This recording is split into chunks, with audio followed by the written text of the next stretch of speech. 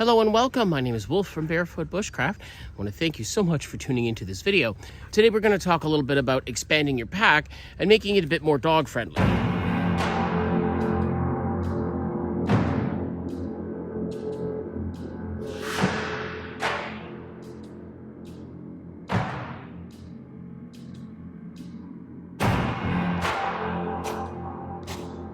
So pretty much every time I go into the wilderness or on a hike or I'm out with students, I always have at least one dog with me.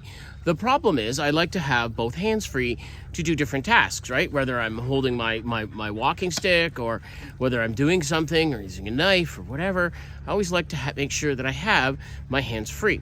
So I'm going to show you a quick modification to my cummerbund strap on my belt of my pack that allows me to have my hands free.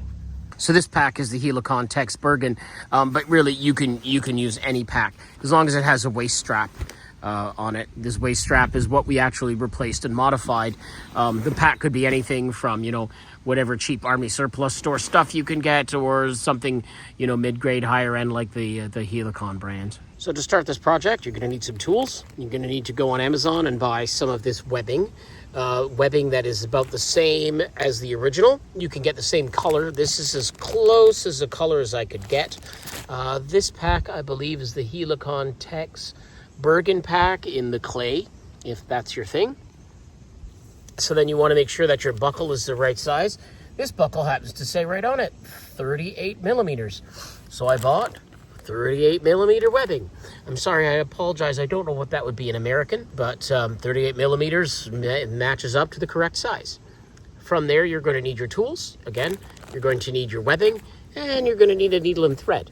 If you're not very good with the needle and thread, there are countless tutorials on the internet of how to sew. For simplicity, I removed the original waist belt, so that was this that came with the pack, and just in case I mess up the project, I don't want to mess this up.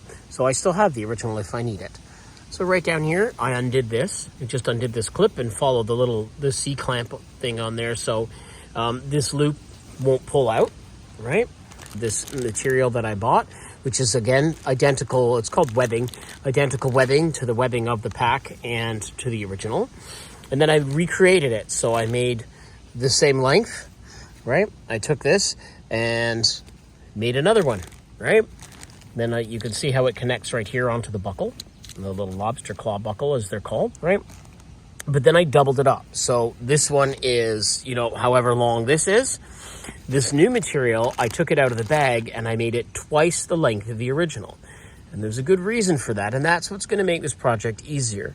Once it's doubled, you can see how it's doubled right in here, right? Now, when I put any kind of clips or carabiners or molly or anything through this, it's not on the inside or the outside. And what that allows for is this clip to slide back and forth and adjust it, right? Because in winter, you're going to get your winter girth and all those extra clothing if you live in a place that there's a lot of cold, and you're going to need to expand it, or you might expand by eating too many potato chips or Doritos. So you want to make sure that this buckle can slide back and forth. And with it being doubled like this, it certainly can. Then all I did is I took my needle and thread. You can see I have a molly connector right there, a molly pouch, right? But I don't want this pouch to slide all over. So what I did is I measured it out and I stitched that. Stitched it there and stitched it there. Now, my first, this is, for those of you who are all going to go crazy in the comments, I know it's called Pal's webbing, and the molly is this thingy, but it goes basically in that hole, just like this, and it connects, and it stops it from sliding down, if you like your side pouches. And then the second thing I did is I created basically another one. I took the webbing and put 2 stitches on each side. Now I can put a carbiner through it. So that carbiner now, when the buckles are closed, like this and like this,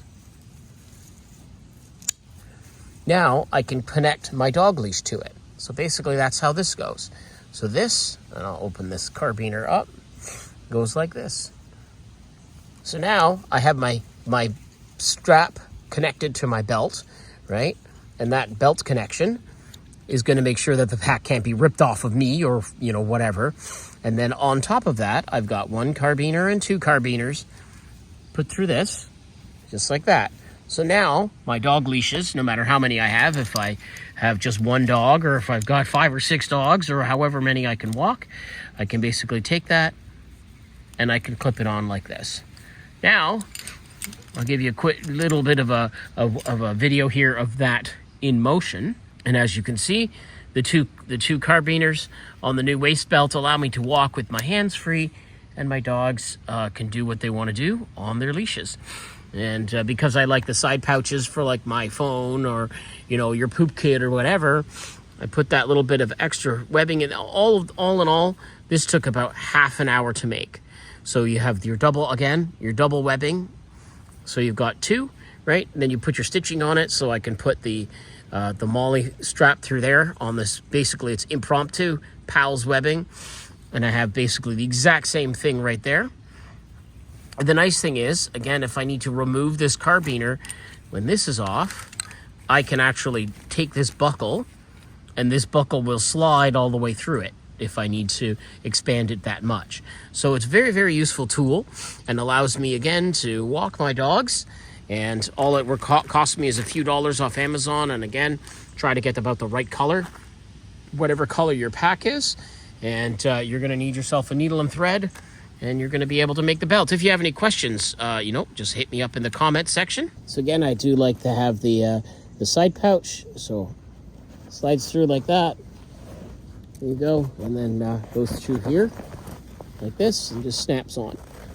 When I get all of them on, right, now I have this, and it's not going to slide forward, and it's not going to get stuck anywhere or just start to annoy me when I use it. So that's one on one side, the other on the other side. And then again, we got that little clip right there. That's again where the dog connections go. And those are just, mountaineering carabiners. I get the proper locking gate mountaineering ones because there's a lot of stress, especially if my dogs see something that excites them. And then that all connects up. And with that, we are good to go. Quick modification of this, built a brand new one, and I still have the old ones left. In case this doesn't work or I don't like it or whatever, I can put these old waist straps back on there. Hope this video was some use to you. If it is, definitely please consider liking and subscribing to our channel.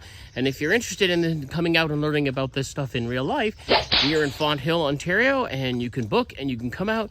We have lots of courses, including archery, axe throwing, and of course, bushcraft and survival stuff. I am Wolf for Barefoot Bushcraft, and as always, I want to thank you so much for tuning into this video.